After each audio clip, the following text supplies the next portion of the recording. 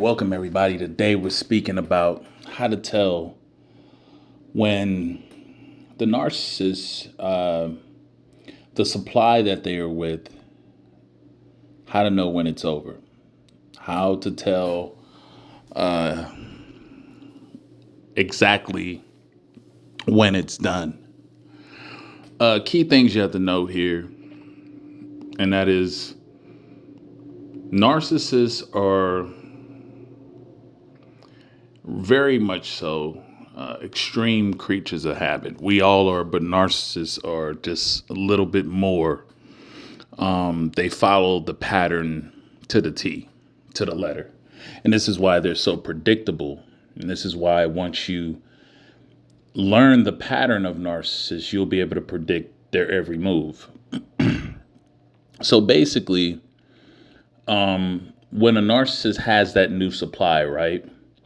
This is when a lot of you aren't hearing back from them. This is when a lot of you, the narcissist kind of like went ghost, and you're like, damn, how could they have been so much into me? And then now that you found out or something that they got a new supply, it's like a light switch. They were just on you one moment, and then they got a hold of this new supply, and then they're gone. Completely ghost from you the next. The biggest thing, and this is why you can tell, it takes a lot of time and effort for a narcissist to try to lock in a new supply. They have tunnel vision to the new supply. Remember, narcissists don't really see the big picture of anything anyway, right? They're straight shooters. They're not looking to the left or to the right. They're straight ahead. And when they have that new supply, they're dead on, locked on to that new supply, and eat in every way possible. That takes a lot of their focus. It takes a lot of their time. It takes a lot of their energy. Okay?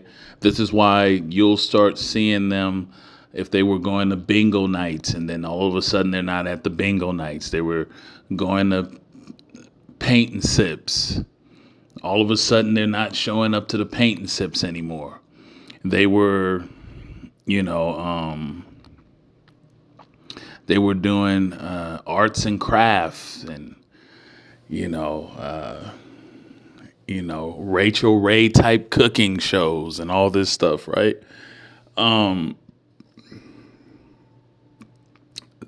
When they're off, okay, without supply, they have to occupy their minds and their time.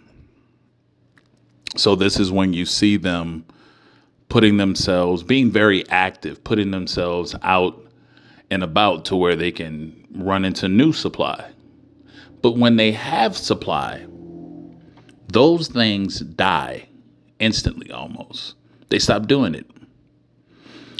The narcissist totally consumed by the gaining the new supply.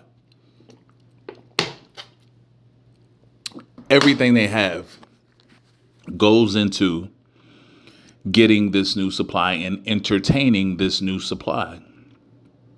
They don't have time for that other side stuff. They can't risk this. This new supply is going to be the one in their minds. And this is where that first phase where you see they're all wrapped up into this new supply. The new supply, bright and shiny, new, doesn't know anything about them. They don't know anything about the new supply. And so the narcissist is wrapped up into learning that new supply, the likes, the dislikes, all of that. Their full attention is locked in there. Right? And this is why a lot of you don't hear from them. And that should be your first train of thought when you don't hear from a lot of you. Be like, well, I haven't heard from my know. Well, they're probably entertaining a new supply. I know that may sting, not meaning it to come off that way, but the truth's the truth. They're probably entertaining some new supply, some new source. And of course, in the beginning,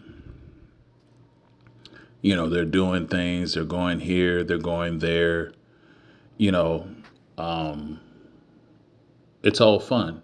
It's all fun and games. Now, eventually, you know, that situation with the new supply, if you know the narcissist, if you study their pattern, they may entertain a new supply. Let's say by 3 months, they're already starting to show the other side of that mask, right? The mask is starting to slip off. They got a little bit of Crisco all under that mask, and it's starting to slip. And the new supply starts seeing things. They start to get into it, and so the narcissist they're still wrapped up into it because they have a good grip on that new supply. So they're going to put in the effort to try to pull them back in. The same things that they were doing to you, the little back and forth cat and mouse type of thing, partial breakup, getting back together, that type of thing. And that won't spawn them hoovering or reaching out to you always. It doesn't necessarily make them go back to their old patterns without supply either at that moment. They're still going to be, fully wrapped up into that new supply because, of course, there has to be several types of breakups or, major disagreements to come about before it gets to that point.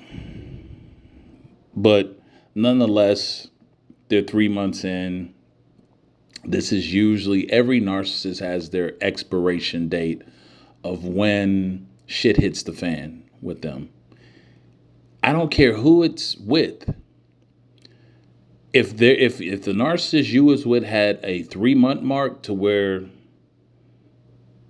all hell breaks loose, they start to really show their other side, it's going to be that way with every other source. It's going to be the same way. If the one you had was 6 months, well, you best believe when it starts approaching that 6-month mark, the internal programming of that narcissist is going to start causing them to act out in a displeasing, unacceptable manner. Because the narcissist is already kind of waiting, expecting and anticipating the fallout. They're on a time clock, so to speak.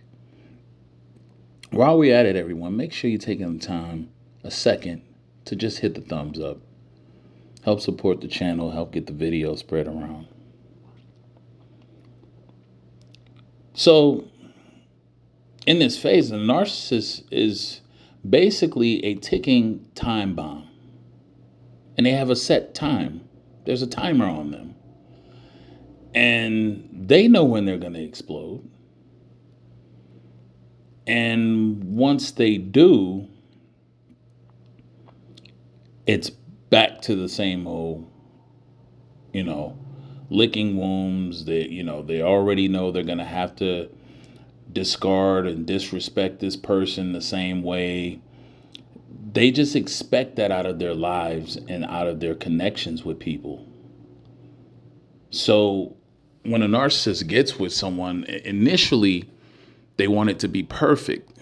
It's that magical thinking. They want it to be perfect. But the moment the person shows that they have their own autonomy and independence, it throws that fantasy that the narcissist wants and specifically want to go their way, how they fantasize about it. When that doesn't happen, the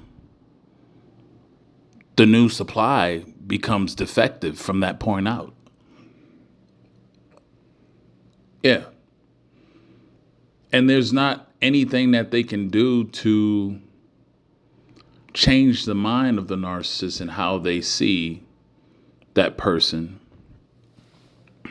that supply. And that's where it all starts. This is why I tell so many, listen, unless they're with a very toxic person or a extremely codependent person, will it last very long? Because living and dealing with a narcissist, man, is terrible. Terrible.